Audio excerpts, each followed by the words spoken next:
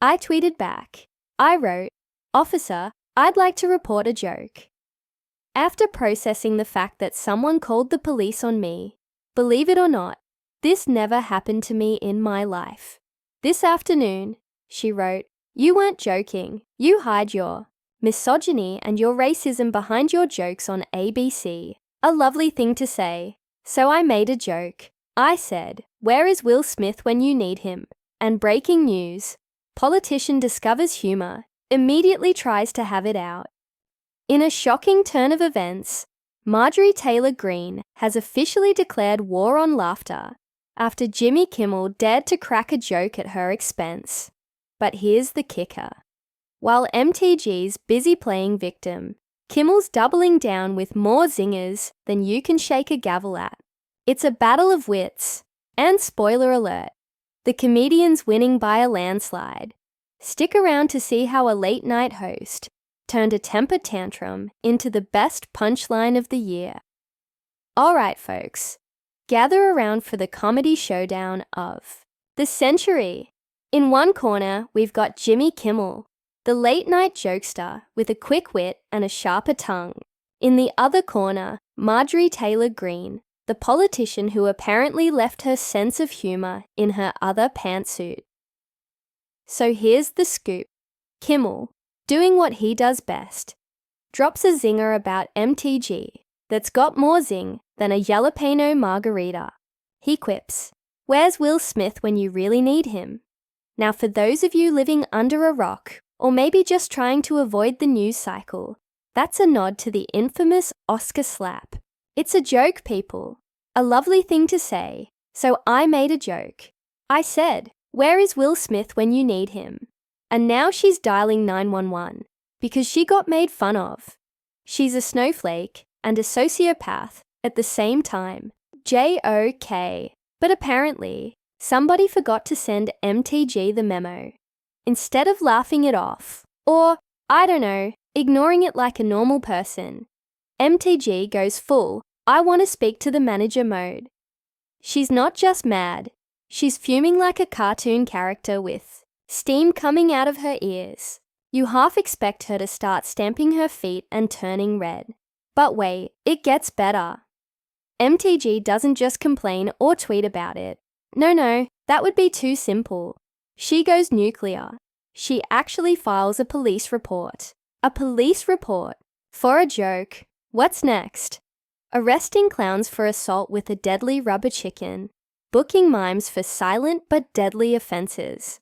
Meanwhile, Kimmel's probably sitting in his office, wondering if he accidentally stepped into an episode of Politicians Gone Wild.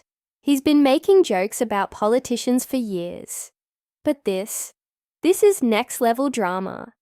The internet, being the internet, explodes faster than you can say snowflake. Memes start flying left and right. People are photoshopping MTG into scenes from Law and Order, Special Victims Unit. The hashtag shocked justice for Jimmy starts trending because apparently we live in a world where comedians need justice for telling jokes. Comedians everywhere start sweating. Is this the end of political jokes as we know it?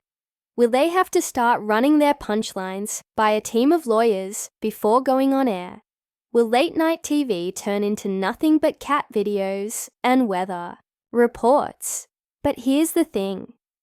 As I appear to have run afoul of probably the worst woman in American politics, Marjorie Taylor Greene. And by the way, if she's going to report me to the police, if that's how she wants to play it, I'll report you right back. I won't go to the police. MTG's meltdown isn't the end of comedy. It's just the beginning of Kimmel's comedy crusade. Because if there's one thing comedians love more than a good joke, it's a politician who can't take a joke. It's like Christmas came early, and Santa left a big old bag of material under the tree. So buckle up, Buttercup, because Kimmel's just getting started.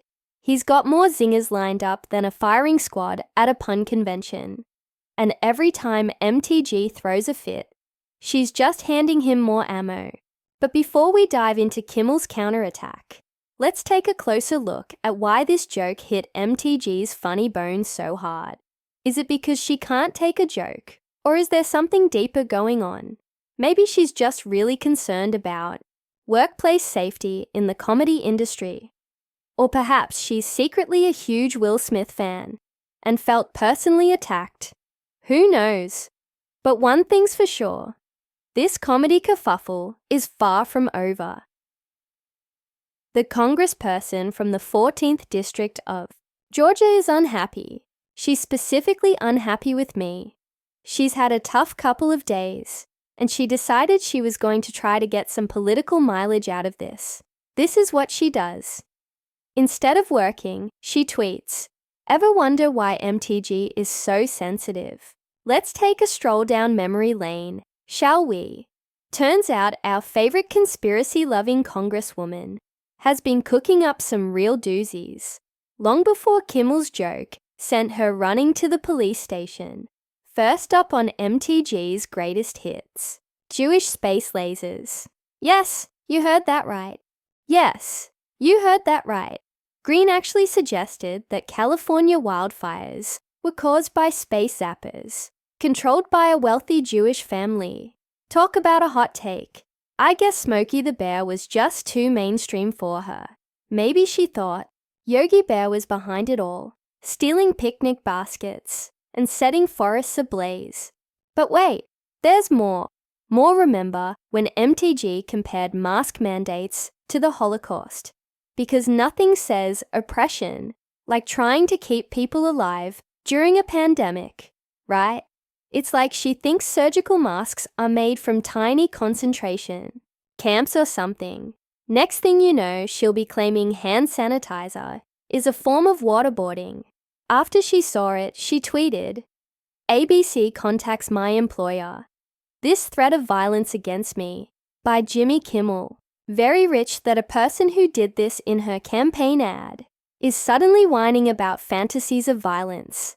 And let's not forget her peaceful campaign ad where she blows up a car with socialism written on it, because nothing says, I'm a level-headed politician like pretending to be Michael Bay. I'm surprised she didn't add some explosions to her Twitter feed while she was at it. Speaking of Twitter, MTG's feed is like a conspiracy theory bingo card.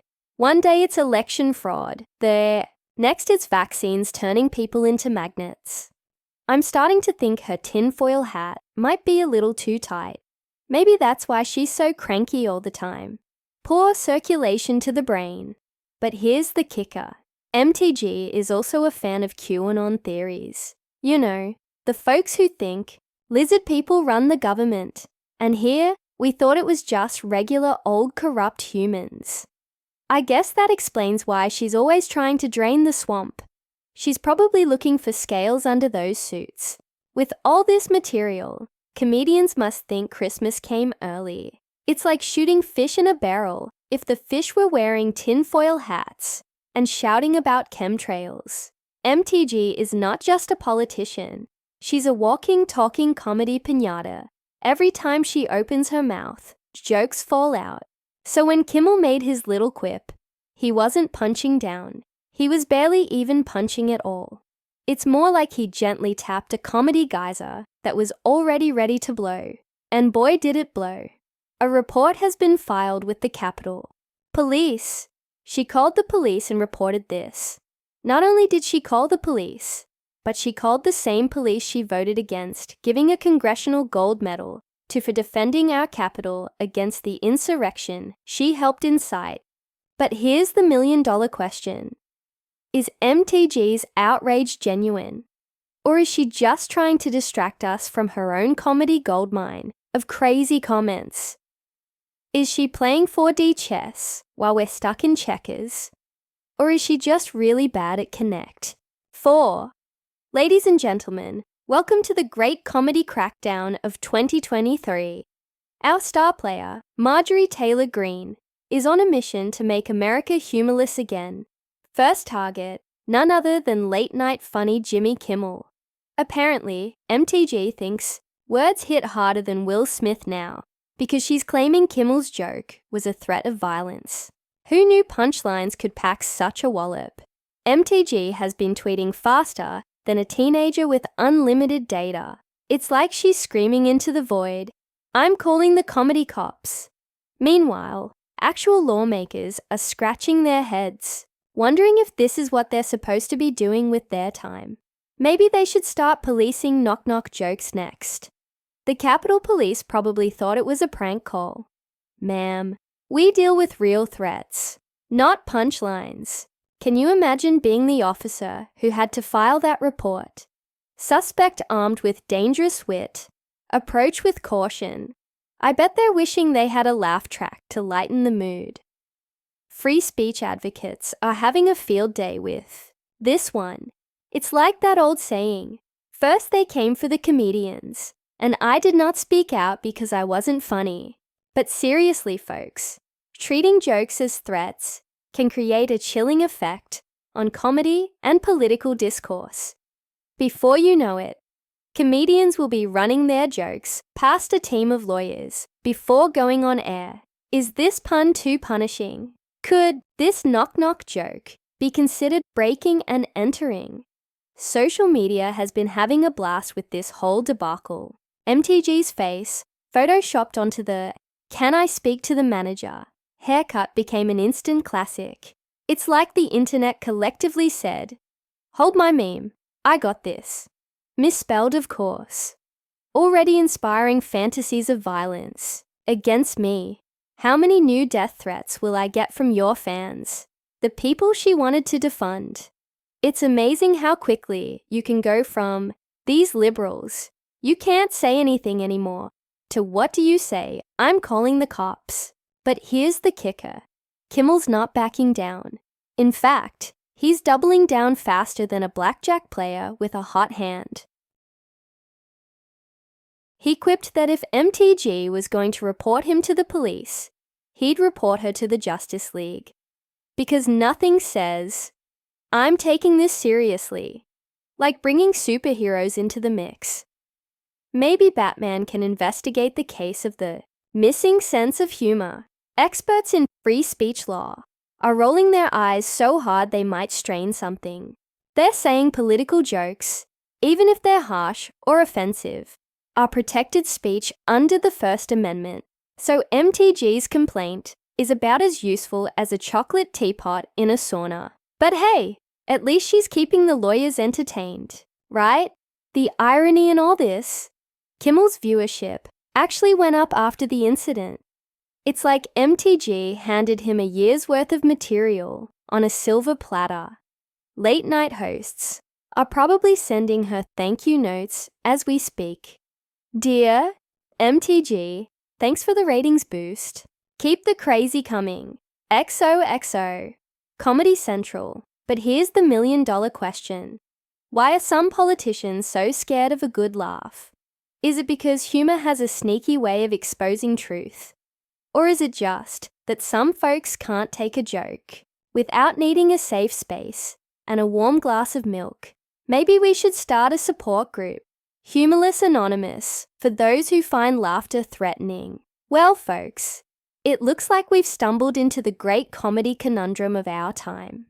Who knew a simple joke could cause such a ruckus? It's like watching a politician try to dance at a campaign rally. Awkward, uncomfortable, and you can't look away. So, Kimmel's not backing down. In fact, he's doubling down harder than a blackjack player who's just spotted a royal flush. On his show, he came out swinging like a comedian with a grudge against silence. "I'd like to report a joke theft," he quipped. "MTG stole my punchline and turned it into a headline." The audience laughed so hard, you could probably hear it in Washington. Maybe that's why MTG is so upset. The laughter drowned out her complaints. But Kimmel wasn't done. Oh no, he was just getting started. He threw more zingers than a baseball pitching machine on steroids. "I'm sorry," he said, with about as much sincerity as a cat apologizing for knocking over a vase. "I thought public figures were fair game. Didn't realize we elected the Queen of Hearts. Ouch. Someone get MTG some ice for that burn." And just when you thought it couldn't get any more ridiculous, Kimmel threatened to report MTG to the Justice League.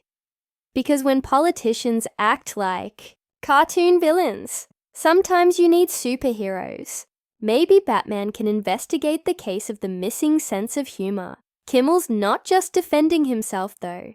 He's standing up for comedy everywhere. Today it's me, tomorrow it's knock-knock jokes, he declared. It's like he's the Spartacus of comedy. Except instead of, I am Spartacus, everyone's yelling, I told a joke once.